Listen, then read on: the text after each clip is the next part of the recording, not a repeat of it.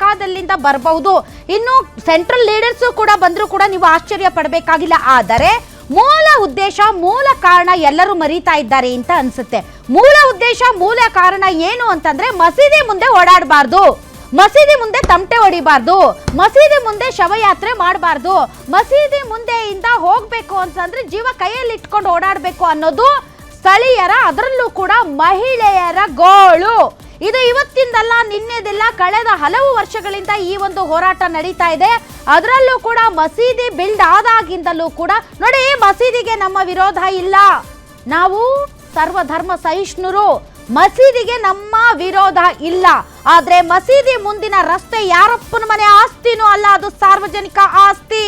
ಮಸೀದಿ ಮುಂದೆ ಹೆಣ್ಮಕ್ಳು ಓಡಾಡಬಾರ್ದು, ಮಸೀದಿ ಮುಂದೆ ಏನು ಕಾರ್ಯಕ್ರಮಗಳು ನಡೀಬಾರ್ದು ಅನ್ನೋದಿದೆಯಲ್ಲ, ಅದು ಮಾತ್ರ ಯಾರು ಒಪ್ಕೊಳ್ಳೋಕ್ಕಾಗಲ್ಲ. ಇವತ್ತು ಇಡೀ ರಾಜ್ಯದ ಮುಂದೆ ಆ ಬಡಾವಣೆಯ, ಆ ಏರಿಯಾದ ಹೆಣ್ಮಕ್ಳು ಕೇಳ್ತಾ ಇದ್ದಾರೆ, ಯಾಕೆ ನಾವು ಓಡಾಡಬಾರ್ದು? 8 ಗಂಟೆ ಆದ್ಮೇಲೆ ರಾತ್ರಿ ಹೊತ್ತು ನಾವ್ ಯಾಕೆ ಓಡಾಡಬಾರ್ದು? ನಾವೇನ್ ತಪ್ಪು ಮಾಡಿದ್ವಿ?